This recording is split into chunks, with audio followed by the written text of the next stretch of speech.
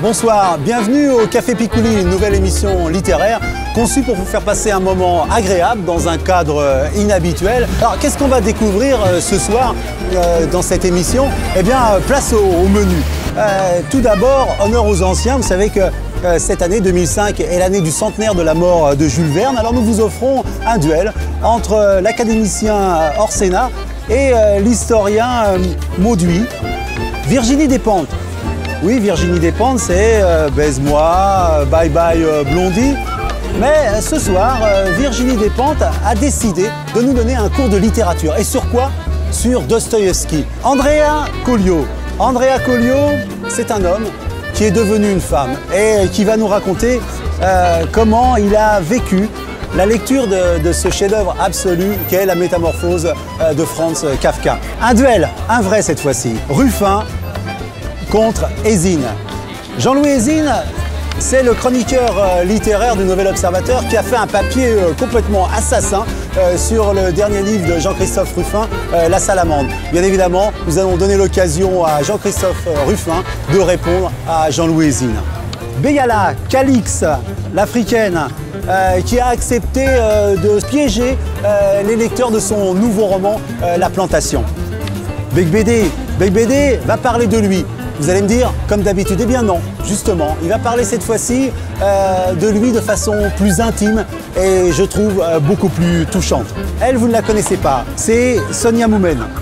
Sonia Moumen, c'est un premier roman et c'est une première télévision aussi. Et comme on dit souvent, première télévision, premier rendez-vous, premier amour, on s'en rappelle toujours. Eh bien, on le souhaite à Sonia Moumen et franchement, regardez, belle ardoise, non ?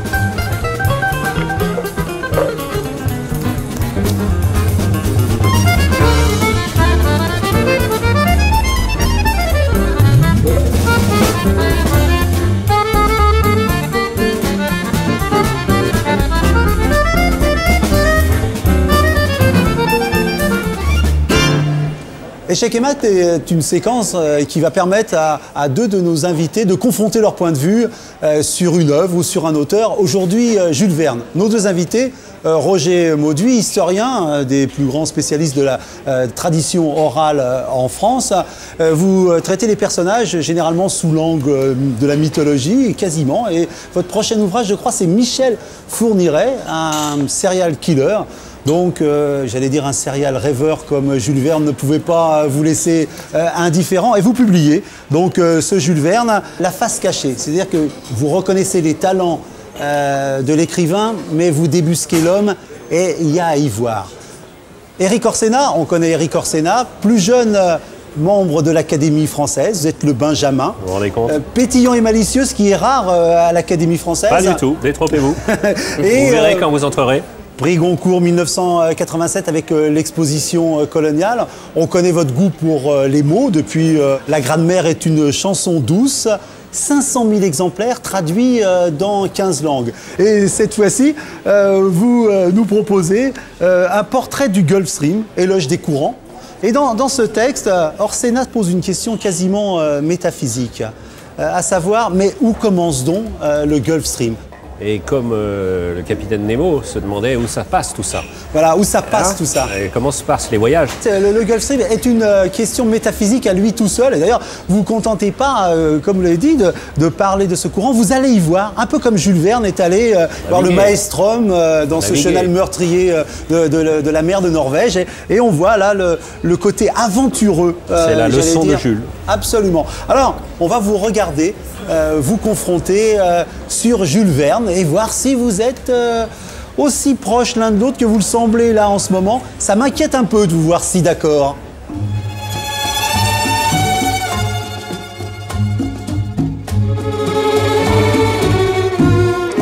Qui vous a fait découvrir Jules Verne? Ça doit être un mélange de mon papa et ma maman. Guy de Maupassant. À quel âge? 10 ans. Oh, il y a environ 2 ou 3 ans, mais Jules Verne m'intriguait déjà il y a une dizaine d'années. Jules Verne vous a-t-il incité à voyager? J'ai deux personnes qui m'ont dit qu'il fallait voyager. C'est Jules Verne et c'est Hergé avec Tintin. Peut-être pas moi, mais je pense qu'il a cité pas mal de gens à voyager. Que vous a-t-il inspiré? Qu'il faut aller voir de l'autre côté de ce qu'on voit. Il m'inspire des sentiments contradictoires, parfois un peu de rejet, parfois beaucoup d'amour. A-t-il influencé votre vie? Totalement. Je crois qu'il influence toujours. Votre écriture? Oui, pour le goût que j'ai des accumulations. Oui, pour aussi l'idée que chaque histoire est un secret à découvrir. Non, je ne crois pas. Le mépris dont souffrait Jules Verne était-il justifié? Bien sûr que non. Il a été méprisé et 100 ans après, il existe. Donc, messieurs les méprisants, on vous emmerde. Il n'a pas compris quelle était sa place. Vouloir aller à l'Académie française, c'était vraiment pas sa place. D'ailleurs, aujourd'hui, qui se souvient de qui était académicien au temps de Jules Verne? Une invention que vous aimeriez montrer à Jules Verne? Internet. Une voile qui capterait les courants, c'est-à-dire une voile sous-marine en fait. Connaissez-vous une citation de Jules Verne? Oui, c'est-à-dire les Français, pour Jules Verne, sont, deux points, ouvrez les guillemets, des culs de plomb. Fermez les guillemets, point. Non, mais ce n'est pas un écrivain à citation. Le roman de Jules Verne le plus réussi? C'est l'ensemble. On ne peut pas dire à un fleuve quel est votre mètre cube dont vous êtes le plus fier. Je dirais 20 milieux sous les mers. Une invention de Jules Verne que vous préférez? Jules Verne, contrairement à une idée reçue, n'a rien inventé. Le sous-marin. Une question que vous aimeriez poser à Jules Verne? Pourquoi si peu de femmes gentilles? Ça existe, Jules, les femmes gentilles. Qui êtes-vous vraiment? Si Jules Verne n'existait pas, pourrait-on l'inventer? Mais on n'en a pas réinventé depuis. Jules Verne est irremplaçable. Si Jules Verne n'existait pas, je me sentirais beaucoup, beaucoup plus petit. Merci, Jules. Messieurs, avant de revenir sur votre confrontation, je voudrais expliquer un petit peu le fonctionnement de cette jolie machine. Celui qui parle peut être à tout moment interrompu en tapant sur un de ces boutons-là. D'accord? Alors, avant ça, je voudrais, Roger Moody, vous dire que dans ce que j'ai vu, je ne retrouve pas le côté un peu pugnace qu'on trouve dans votre livre, à savoir que Jules Verne était un petit bourgeois étriqué, mauvais mari, mauvais père, antisémite, anglophobe, et il n'aurait pas écrit tous ses livres. Alors j'aimerais, Roger Moody, que vous commenciez et que vous défendiez ce point de vue. Non, Jules Verne a écrit évidemment l'immense majorité de ses livres. Bon, à 2 ou 3 exceptions près. Bon, une des exceptions... Seulement 2 ou 3 exceptions? C'est déjà pas mal. Donc 2 ou 3 exceptions près. 2 ou 3 exceptions, c'est quand même énorme. Disons 3. Bon, disons 3 exceptions. Donc une de ces exceptions, c'est les 500 millions d'abbé Gomme. Alors ça a été écrit au départ par André Laurie, c'est son pseudonyme. Son vrai nom, c'est Pascal Grousset. C'est un journaliste, c'est un communard. C'est quelqu'un qui a été exilé en Nouvelle-Calédonie, qui s'en est évadé avec Rochefort et qui, à Londres, crevant de faim, a contacté Hetzel en lui disant « Voilà, moi j'ai des problèmes, mais je peux écrire ». Et il a écrit les 500 millions de l'abbé Gomme. Non pas comme un nègre, hop. C'est vrai, je suis d'accord, il faut rendre hommage aux nègres. J'ai été nègre, sans doute avez-vous été nègre. Et donc, il faut saluer ce monsieur. Donc, il faut saluer le nègre. Je suis d'accord avec vous. Pardon pour la confrontation. Non, mais continuez, ce que vous dites est passionnant. Sénat ou l'éloge du nègre, alors, maintenant? Bah, bien sûr. Bon. Un autre point, là, bon, votre temps de parole continue, là. Cette histoire de neveu, de coup de pistolet sur le neveu, vous en parlez? Ah, ça, c'est très nébuleux. Bon, donc, un jour de 1886, Jules Verne rentre chez lui. Et là, il se fait tirer dessus à 2 reprises. Une balle se perd, l'autre se loge dans son pied. Et il en regardera des séquelles toute sa vie. Et le tireur, c'est son neveu, son propre neveu. Le bonhomme a été décrété fou, et encore aujourd'hui, personne ne peut dire avec certitude ni quand il est mort, ni où. Mais est-ce que ce neveu n'était pas Louis XVII? Oui, parce que moi, je me disais... Ou le masque de fer. Ou le masque de fer. Je pense que c'est là. Non, mais ce qui m'intéresse beaucoup dans cette affaire, c'est votre passion pour aller prendre les grands hommes et pour trouver les petits côtés comme ça des grands hommes. Mais pour faire des grandes œuvres, il faut peut-être être petit si on est grand partout. Il n'y a pas suffisamment d'écart d'atmosphère. Oui, la formule est jolie. Je vous remercie. Bon. Mais moi, j'aime bien l'adage qui aime bien châtie bien, et j'aime bien de savoir un petit peu qui est qui. Et alors, est-ce que vous aimez Jules? Oui. Ah. Oui, j'aime Jules Verne. Bon, au départ, ce bouquin devait s'appeler Biographie amoureuse. Bon, et si on parlait des femmes, là, tous les deux, vous n'avez pas... On peut très bien avoir des hauts et des bas avec son épouse, avec sa compagne, s'engueuler de temps en temps, se dire les 4 vérités. Il a une maîtresse tendrement aimée. D'après ce qu'on dit. D'après ce qu'on dit. Bon. C'est la Camilla de Jules.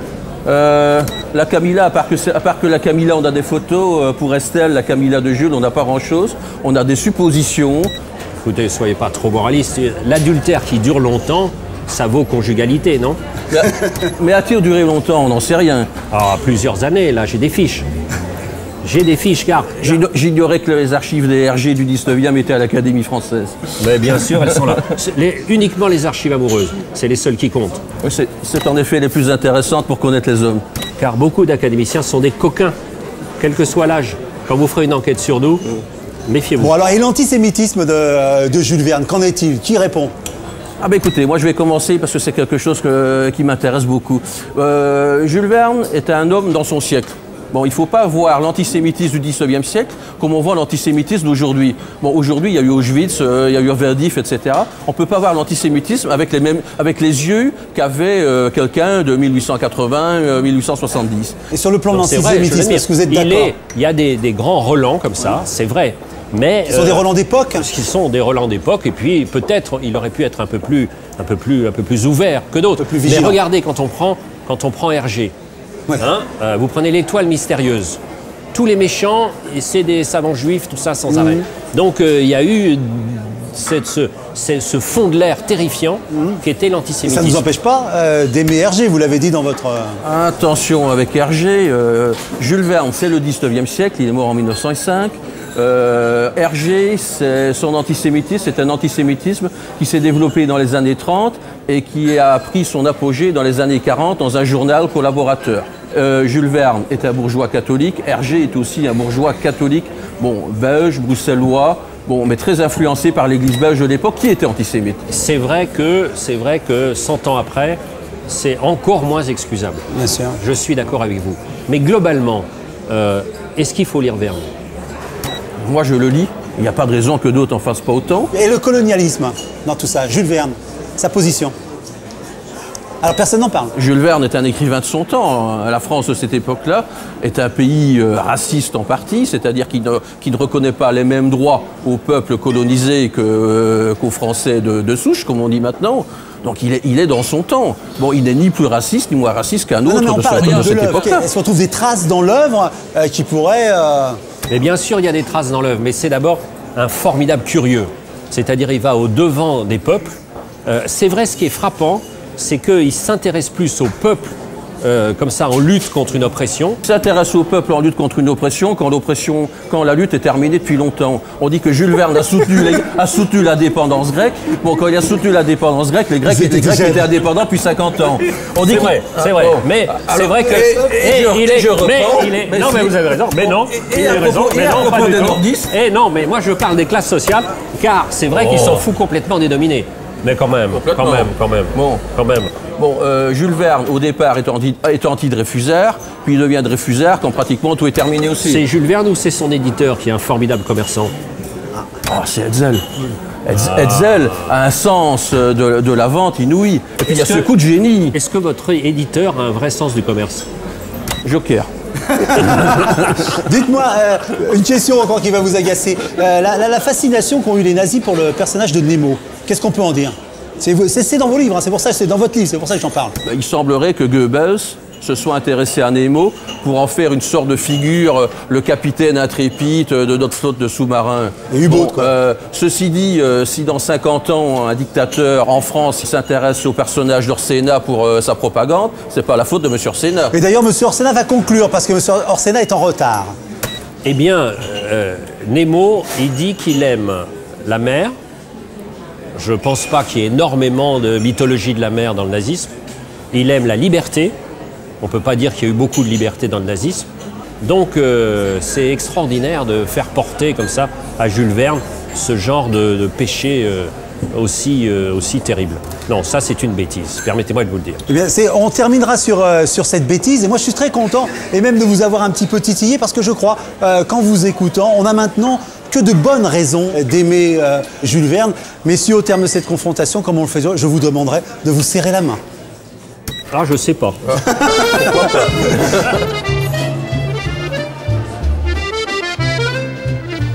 Tu sais ce qu'on dit? On dit les grands écrivains appartiennent à tous, et les chefs-d'œuvre à chacun. Bon, ça fait un petit peu pompeux hein, comme ça, mais c'est ce qui nous intéresse ici. Tu vois, on voudrait montrer comment un livre peut être important pour quelqu'un, la place qu'il a pris pour lui. Et ce soir, justement, Andrea Coglio nous parle de la métamorphose de Kafka. Un chef-d'œuvre, tu connais? Oui, bien sûr. Tu te rappelles l'histoire de cet homme, c'est assez incroyable et ça fait peur, qui se retrouve transformé en cafard. Bon. Eh bien, elle est née dans le corps d'un homme, ce qui ne lui correspondait absolument pas. Elle a voulu devenir une femme, donc elle a entrepris, tu vois, sa propre métamorphose pour devenir la femme qu'elle est aujourd'hui. Celle qu'on va voir et qui nous raconte l'histoire de la métamorphose de Kafka. Comment elle a vécu, elle, et comment elle a retrouvé son histoire dans la métamorphose de Kafka. Tu vas voir, c'est un document assez saisissant, enfin, en tout cas moi qui m'a troublé. Et ça prouve que tu vois, il faut toujours revenir au chef-d'œuvre. Un matin, au sortir d'un rêve agité, Grégor Samsa s'éveilla transformé dans son lit en un énorme cancrelat. Le 12 avril 2001, le steward Bruno Coglio devient l'hôtesse Andrea Coglio. La métamorphose de Grégor se fait en une nuit. C'est-à-dire qu'il se réveille le matin, il est conscient. Pour lui, toutes les choses semblent normales, jusqu'au moment où il veut descendre de son lit. Et là, il prend conscience qu'il ne peut pas. Il devient un cafard. Ma métamorphose à moi, elle est étalée dans le temps, sur 10 ans, très exactement. Il était couché sur le dos, un dos dur comme une cuirasse. Il s'aperçut qu'il avait un ventre brun en forme de voûte, divisé par des nervures arquées. Sur certains points, je dirais que la métamorphose d'Andrea a été similaire à la métamorphose de Kafka. Déjà, il y a un rejet de la masculinité. Je vivais dans un état d'une personne qui n'est pas dans le corps dans lequel elle devait se trouver. Il y avait aussi l'isolement, qui est très présent dans le livre, puisqu'il ne sort jamais de sa chambre, en fait, sauf une fois, et on le renvoie très vite de là où il venait. Il s'aperçut que son aspect n'avait pas cessé d'inspirer de la répugnance à sa sœur, qu'il en serait toujours ainsi. Grégor, lui, subit l'exclusion à partir du moment où il se transforme. Moi, je l'ai vécu avant, pendant, après. Au regard de la société, je ne serai jamais une femme biologique. Andrea sera toujours, pour résumer, le steward qui est devenu une hôtesse de l'air. Alors que pour Grégor, c'est dans le non-dit, il est laid, il est hideux, et donc on le rejette. Son fils, malgré sa triste et répugnante métamorphose, n'en demeurait pas moins un membre de la famille. Grégor, il se réveille. Il n'est plus Grégor, sauf dans sa tête. Andrea, elle se réveille le 12 avril 2001 dans l'après-midi. Elle n'est pas encore Andrea, puisqu'officiellement elle s'appelle encore Bruno, mais son corps n'est plus le même. Son corps, entre guillemets, d'homme, qui avait déjà beaucoup de prédispositions à devenir un corps de femme, est devenu un corps de femme, je dirais peut-être à 200%, parce qu'il est tellement parfait que quelque part, il peut en devenir suspect. Alors que Grégor va perdre ses sens, mais ses sens d'être humain, c'est-à-dire la faculté de se comporter comme un être humain, pour au contraire se comporter comme un animal. D'ailleurs, au bout d'un moment, on décrira la pièce dans laquelle il vit comme un taudis, quelque chose d'immonde. Qu'il dut partir, il le savait. Et son opinion sur ce point était encore plus arrêtée, s'il est possible, que celle même de sa sœur. Il évolue, Grégor, dans une société qui est dite normalisée, dont le père est synonyme de virilité, donc garant de l'image de la famille, et donc de la procréation et de la société. Pour se déculpabiliser peut-être, ou pour se dédouaner du fardeau qu'il représente pour cette société, ce huis clos, il choisit la mort en fait. Andrea a commencé à vivre le jour où Bruno est mort. Bruno choisit de mourir, entre guillemets, pour laisser naître Andrea, pour que enfin elle puisse évoluer dans une pseudo-normalité. Elle cria fortement ces mots dans l'obscurité. Venez donc voir, il est crevé. Il est là, il est couché par terre. Il est crevé comme un rat. Si j'avais pas pu évoluer par rapport à ce que j'étais, puisque j'étais un vilain scarabée, hein, l'issue aurait été la même. Mais, contrairement à Grégor, j'ai choisi de ne pas aller vers une issue aussi fatale, mais vers un épanouissement. Donc c'est là toute la différence. L'un meurt dans son état de négation totale, alors que l'autre renaît dans un état de chrysalide qui tend à devenir un papillon.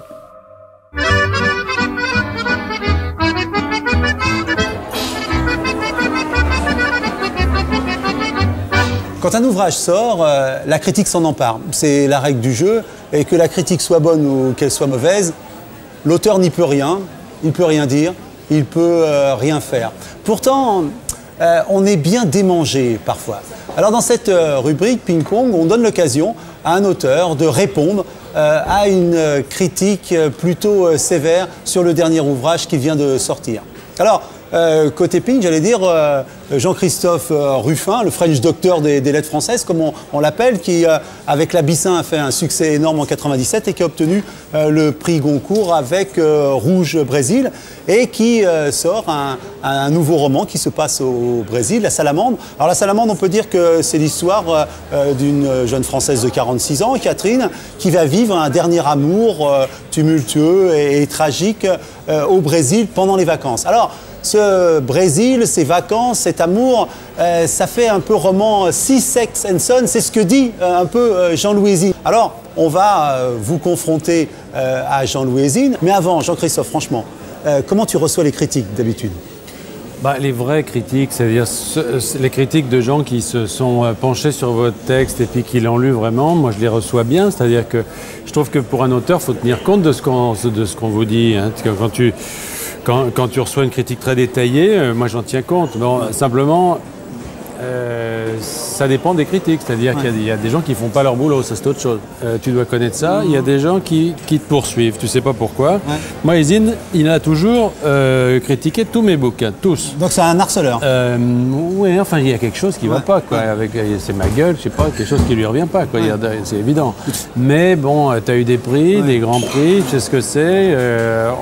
On sait qu'on est des cibles. Quoi. Bon, alors on va voir un peu le détail et puis tu vas avoir l'occasion. Et n'hésite pas. Hein, n'hésite pas. D'abord, Jean-Christophe Ruffin, je dirais, est un écrivain sans écriture. Ouais, alors déjà, ça, tu vois, bon, déjà, écrivain sans écriture. Ça commence fort. Ça commence fort, oui. Alors, mais c'est marrant parce que tout le long, enfin, toute sa critique, c'est ça. C'est-à-dire des trucs, si tu veux, tu prends un bouquin, tu le lis pas, mais tu dis...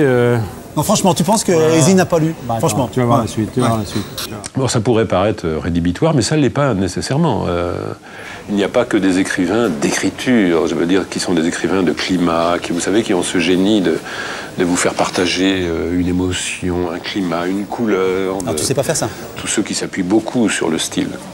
Je pense que lui, c'est plutôt un conteur. C'est un bon raconteur d'histoire. C'est un bon manufacturier.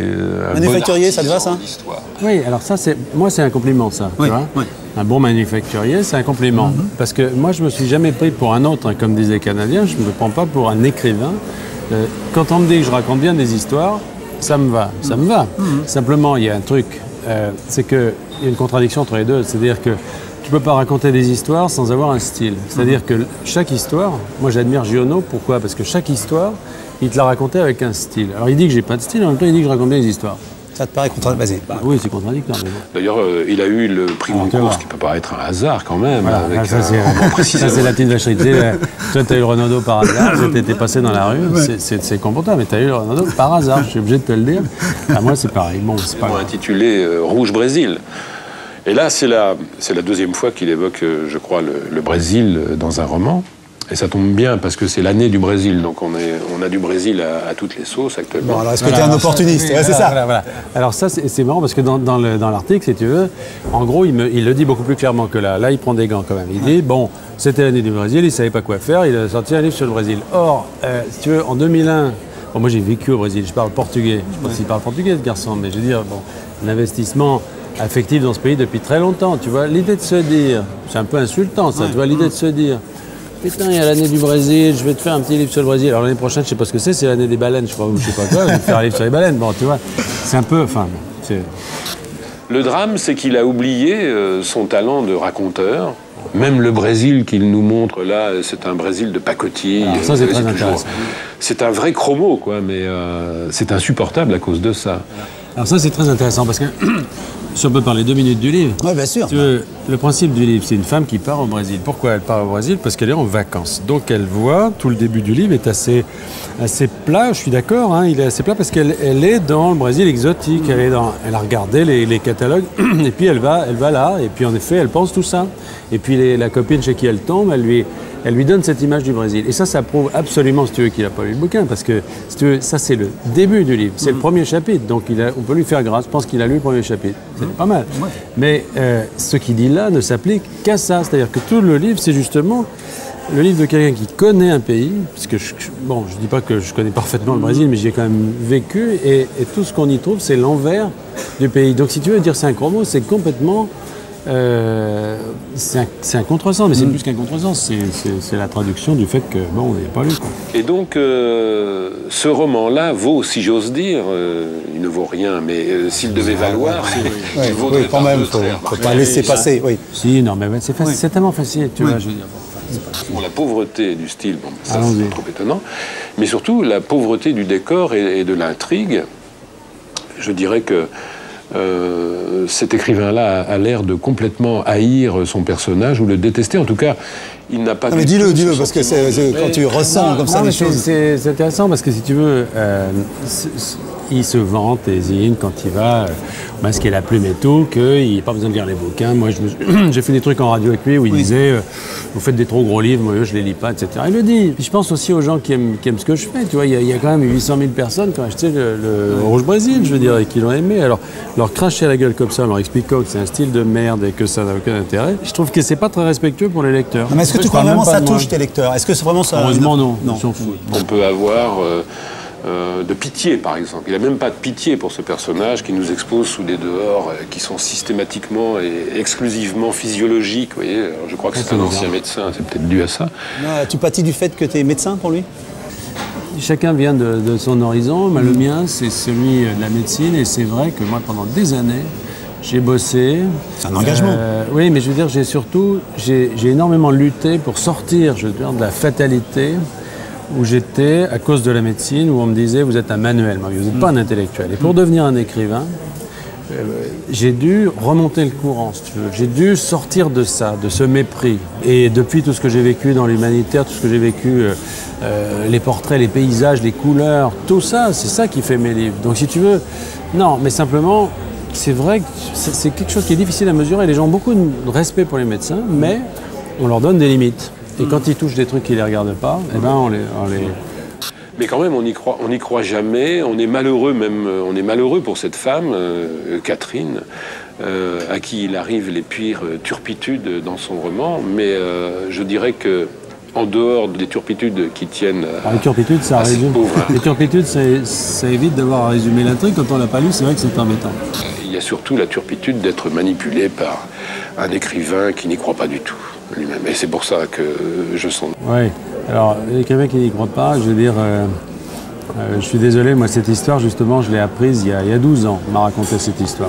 C'est une histoire toute bête, hein. C'est l'histoire d'une femme qui part en vacances au Brésil et qui reste et qui n'en reviendra pas. Et qui va aller jusqu'au bout d'une passion. Je ne raconte pas le détail de la chose, mais c'est ce qui est authentique, si tu veux. Et cette histoire, moi, elle m'a habité pendant 12 ans. Donc, tu vois, donc c'est là où la critique devrait, je trouve, être un petit peu plus prudente. Et les critiques ne se rendent pas compte souvent qu'ils touchent quand même une matière assez sensible. Je veux dire, voilà, on écrit avec nos vies, avec nos tripes. Ouais, ben, nos vies. J'ai le sentiment que ce roman est un pur désastre. Voilà, alors en ce moment, il est un peu en désaccord. Bon, est-ce que tu te sens mieux après ce petit Mais exercice? pas, tu sais, je cherche pas à... Tu vois, j'ai Oui, bien sûr, c'est vrai. Mais... non, j'ai pas des réactions comme ça. J'ai plutôt des réactions de... Tu sais, tu connais, ça, t'as eu aussi. Je veux dire, tous les écrivains ont eu ça. Je veux dire, t'as des trucs où... Là, tu vois, tu te dis, putain, je veux dire, j'ai fait quelque chose de... Voilà, j'ai fait ce que je pouvais faire de mieux. Peut-être qu'on peut le faire mieux, mais moi, je pouvais pas.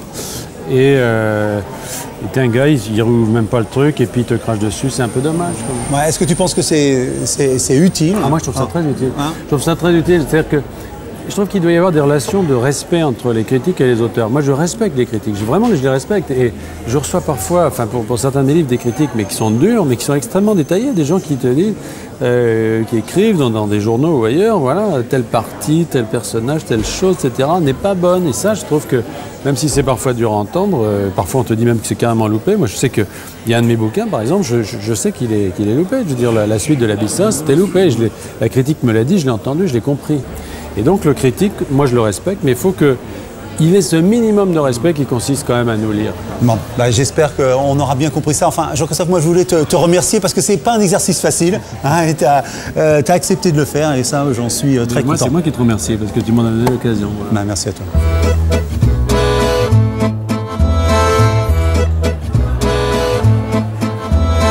Qui n'a jamais rêvé de se glisser dans l'intimité d'un écrivain, d'être une petite souris ou mieux une caméra vidéo?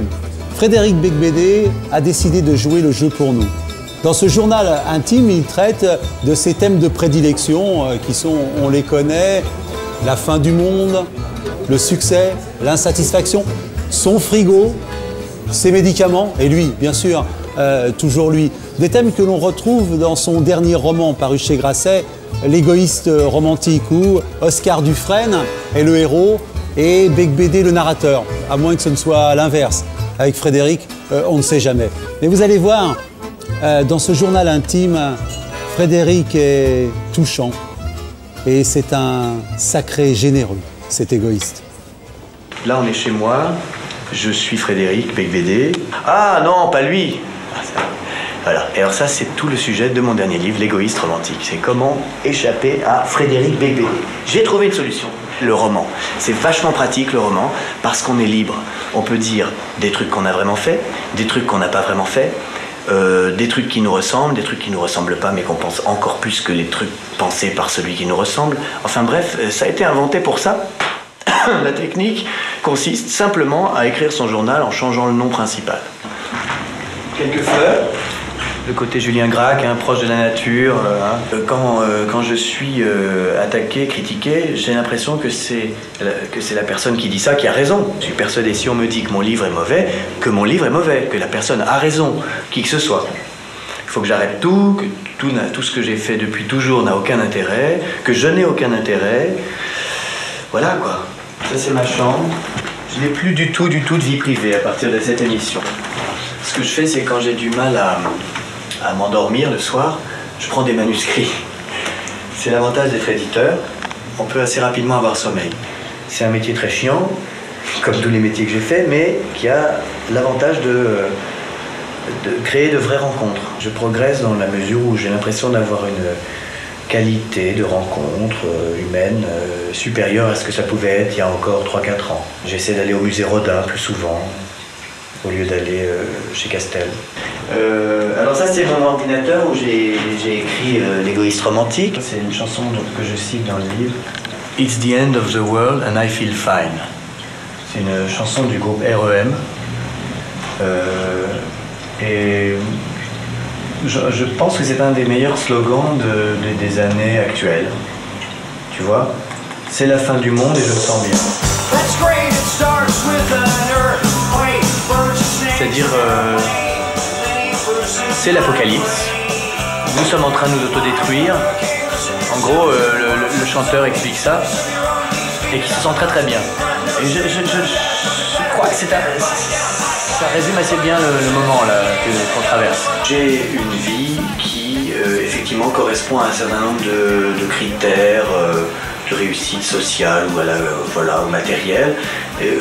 Ça me rend pas heureux. Ouais, je trouve ça plus intéressant que quelqu'un qui dirait c'est génial, j'ai une grosse voiture, j'ai un bel appart, c'est magnifique. Non, moi je pense qu'on peut être compliqué, torturé, bizarre, dire un truc et faire l'inverse, faire un truc et dire l'inverse, et faire ça toute sa vie.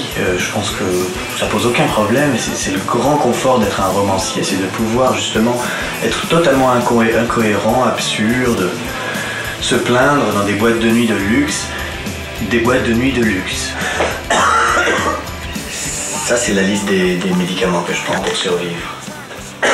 J'ai l'impression de préférer la petite musique, la grâce, le mystère, le charme, plutôt Tchekhov que Tolstoï, plutôt Fitzgerald que Hemingway, et puis en France, ouais, je sais pas, plutôt Sagan que Proust. Dans le frigo, il y a plein de produits, il y a un peu de tout. Qu'est-ce que c'est que ça? C'est des... Bon, évidemment, ça déglamourise un peu le personnage, mais pourquoi pas?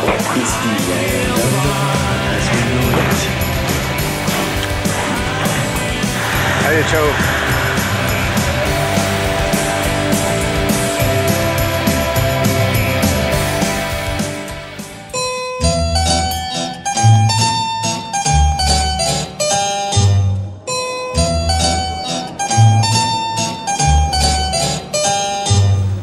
Souvenez-vous, dans les années 60, le dramaturge polonais Witold Gombrowicz avait fait le pari d'apprendre la philosophie à sa femme Rita en 6h15.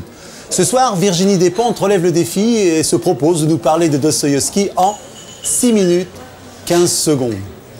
Alors vous me direz quel rapport entre l'auteur de Baise-moi, ce livre sorti en 1993 et dont le film frisa l'interdiction en 2000, et Dostoïevski, l'écrivain du péché et de la rédemption. Eh bien la passion.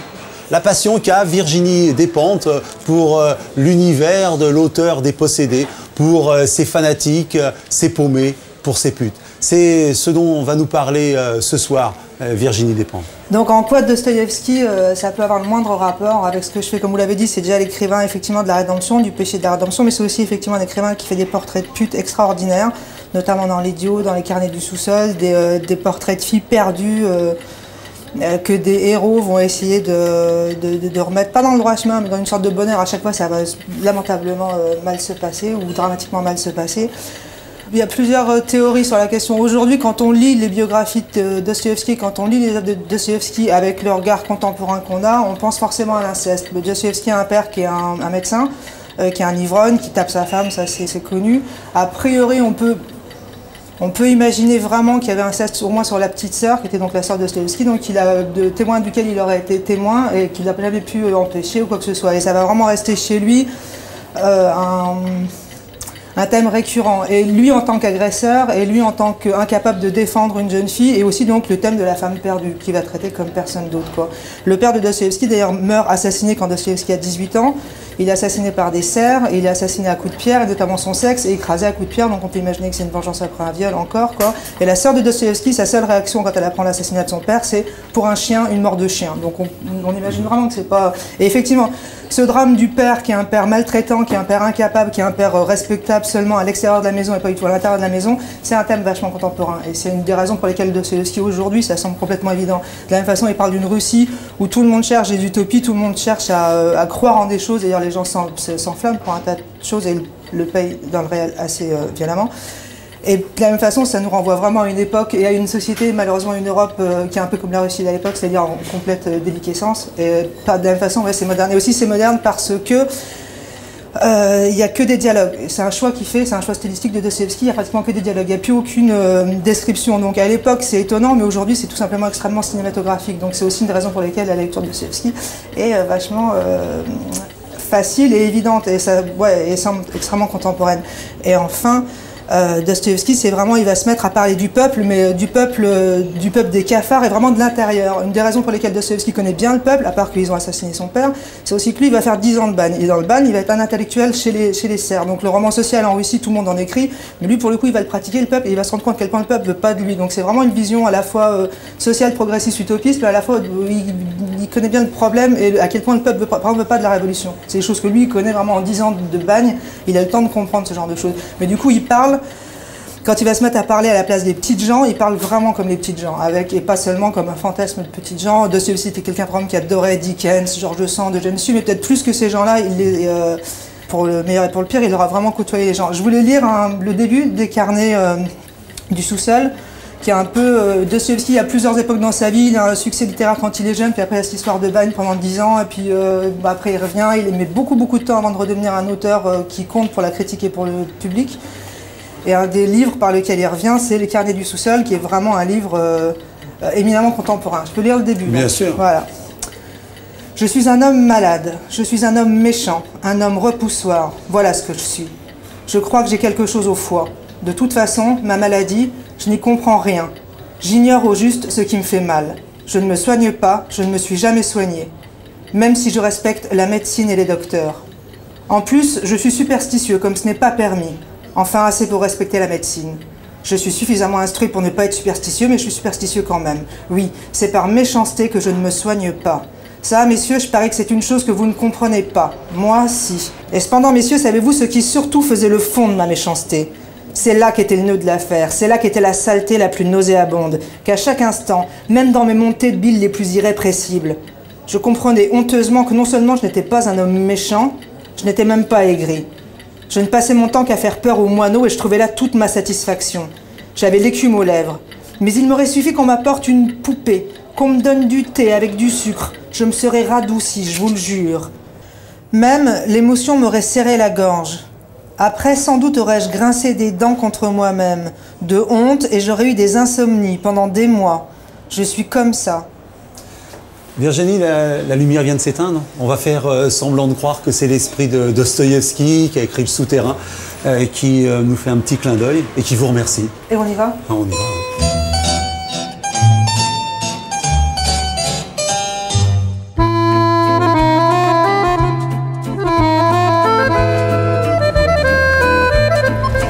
On dit que l'écrivain utilise plusieurs masques. Calixte Belaya le sait bien, elle, l'enfant de Douala, qui a choisi une héroïne blanche pour raconter l'histoire de son dernier roman, La Plantation, une sorte d'Autant en emporte le vent dans le Zimbabwe d'aujourd'hui. Dans cette caméra cachée, Calixte a choisi de changer complètement d'apparence. Elle est devenue une espèce d'employée tyrannisée par Beyala. Alors moi, Calixte tyrannisée par Beyala, j'ai envie de voir ça.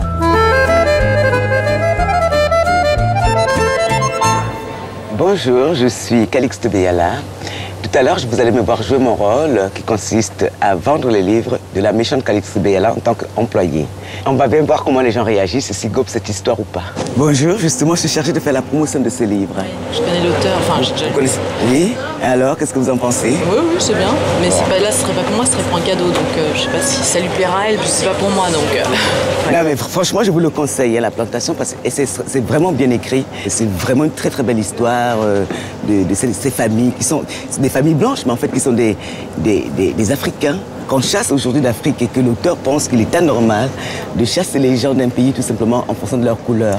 C'est pas vrai comme principe, que les êtres humains sont plus de leur culture que de leur race. Donc ça peut vraiment plaire à la personne. Je vais faire un petit tour, après je vais... Sélectionner. Ouais. Vous connaissez cet auteur? Non. Elle m'a chargé, l'auteur, de faire la promotion de ce livre. Ça vous plaît que je vous présente ça? C'est surprenant. Pourquoi? C'est pas vous l'auteur. Non, pourquoi? Bah, je sais pas, parce que c'est tout nouveau, on le fait assez rarement. Bah oui, mais elle est devenue très businesswoman parce qu'elle trouve qu'aujourd'hui, les auteurs américains occupent trop de place parce qu'ils font vraiment du marketing et que les auteurs français sont un peu relayés au second rang, ils n'en font pas. D'accord. Donc elle m'a chargé de présenter le livre aux lecteurs qui veulent bien. D'accord, bah c'est super. Bonjour monsieur. Bonjour. Ben, je suis là pour faire la promotion d'un livre. Très bien. Je suis chargé de vous parler de ce roman La Plantation, qui raconte l'histoire des familles blanches installées en Rhodésie depuis 2 siècles et qu'on vient de chasser finalement du Zimbabwe. Vous en avez entendu parler de cette histoire, qui est une histoire vraie à la base? Non, pas trop, parce que j'habite en Californie. Ah oui, il faut vraiment le prendre parce que sinon je vais me faire virer par ma patronne. Je sais pas. Bon, si vous voulez, je vous en fais cadeau, je suis prête à tout, vous savez. Tenez, partez avec, mais en tout cas, ne me laissez pas comme ça. Non, non, non, non, c'est non, non. Monsieur, voulez-vous jeter un coup d'œil sur ce roman, s'il vous plaît? Oh, merci bien. Mais ça vous intéresse, ce livre, quand même? J'ai l'impression, vous connaissez l'Afrique. J'ai une fille qui est amoureuse de l'Afrique. Ah oui, d'accord. Donc c'est devenu une africaine. C'est amusant quand vous parlez d'une... ses cheveux d'or et son caractère farouche, parce qu'elle est blonde. Donc je pense que ce livre serait pour elle. C'est amusant parce que c'est le livre que j'ai oublié en Bretagne, que j'ai pas terminé, là. Non, que j'étais en train de lire. Mais si, c'est un livre de Calix Boyala.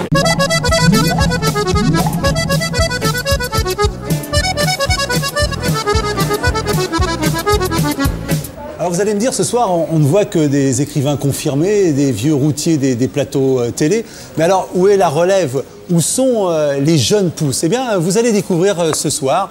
Mon père est un petit bico, premier roman de Sonia Moumen. Sonia Moumen, bonsoir. Bonsoir. Alors, d'abord, on va vous poser la question traditionnelle. Est-ce que c'est bien votre première télé? C'est bien ma première télé. Bon, alors on va continuer l'exploration biographique. Alors, vous avez 35 ans. Vous êtes né à Annecy, de père algérien et de mère pied noir au Maroc. Et vous avez un fils. Hein. Vous avez un fils, alors il s'appelle Milan, Anour, qui veut dire lumière en arabe, et Babar. Alors j'avoue que ça m'a surpris. Qu'est-ce que ça veut dire? Comment on peut prénommer son fils Babar? Apparemment on peut, puisque c'est quand même... Babar dirige quand même un royaume très important, qui est celui de l'enfance et des éléphants. Donc on a eu envie que notre petit garçon aussi soit le roi d'un royaume. On peut le dire, hein, c'est l'histoire d'une jeune femme qui se raconte à travers 3 hommes. Son père, son amant et son fils, dont on vient de parler. Mais cette femme, franchement, c'est vous? C'est un peu moi, mais pas complètement. Mais c'est quand même beaucoup moi, oui. Ah, on croit vraiment que tout est autobiographique quand on le lit. Alors il reste encore... Alors, je vais commencer quand même par quelque chose qui est assez saisissant, le titre. Mon père est un petit bico. J'ai envie de vous demander, Sonia Moumen, qu'est-ce qu'il en a pensé, votre père, de ce titre? Ça l'a beaucoup amusé. Lui qui a cherché pendant des années à camoufler ses origines et qui nous a toujours soutenus, qui n'était pas algérien mais pied noir, qui ne nous a jamais parlé arabe, qui n'a jamais été, enfin qui a renié sa religion. Je crois que ça l'a beaucoup amusé, que par un pied de nez, on clame haut et fort finalement qu'il est bien un petit bico. Oui, alors mais c'est quand même un petit bico particulier hein, dont vous êtes très très fier parce que votre père, c'était aussi un amoureux des mots. Un fou de dictionnaire, par exemple. Alors, je pense que c'est lui qui vous a transmis cet amour de la langue. Je crois que c'est effectivement lui. Mon père, quand il est arrivé en France, a eu besoin de s'intégrer. Son intégration est passée, entre autres, par un apprentissage forcené de la langue française et une maîtrise impressionnante. Mon père parle mieux français que les Français. Voilà, c'est une formule que vous utilisez souvent, oui. Dans le texte, avec un niveau de langage impressionnant. Et il nous a assommés pendant toute notre enfance avec l'étymologie des mots, avec les citations, avec les synonymes. Aujourd'hui, je crois que je lui dois la richesse de mon vocabulaire. Je crois que je lui dois beaucoup. Alors, deuxième volet, l'amant. Cet amant aux cheveux gris, cet amant plus âgé que vous, une espèce de découverte de la plénitude et de la sensualité. Oui, complètement. Un homme formidable. D'ailleurs, cette partie s'appelle « Mon amant est un homme formidable ». J'ai eu envie, à travers cette deuxième partie, de rendre hommage tout simplement à l'amour et à la passion amoureuse, tout en introduisant beaucoup d'ironie. Et c'est vrai que cet amant, il a les cheveux gris, il n'est jamais allé faire les courses au supermarché, il ne sait pas faire de barbecue, enfin, il cumule les handicaps finalement.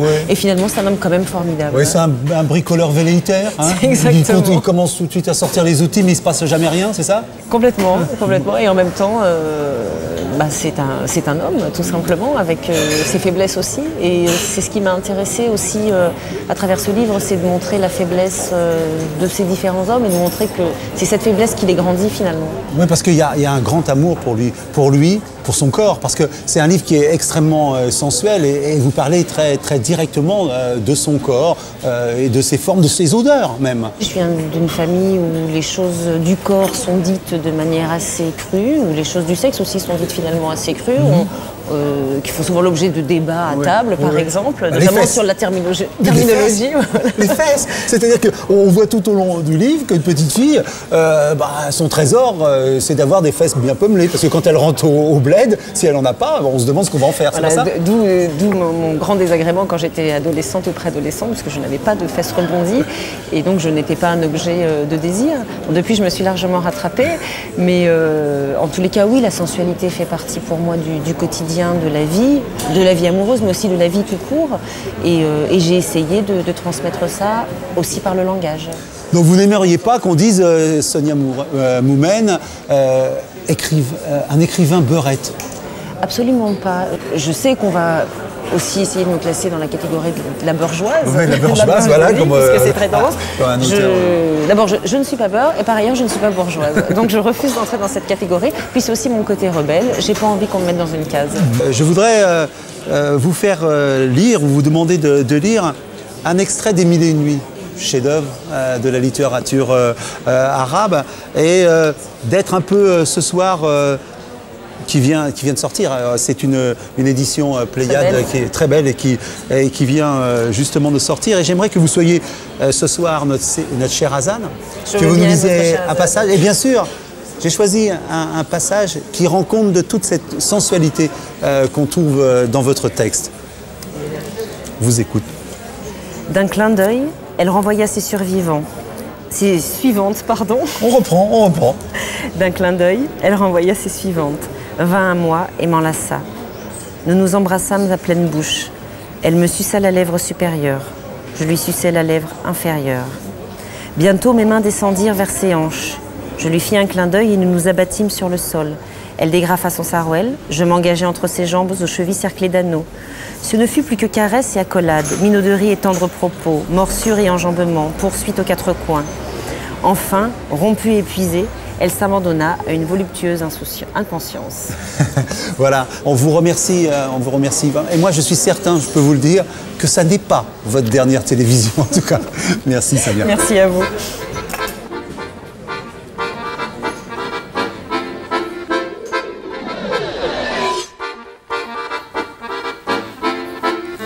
Bon, excusez-moi, mais nous allons fermer maintenant. Tout de suite, là?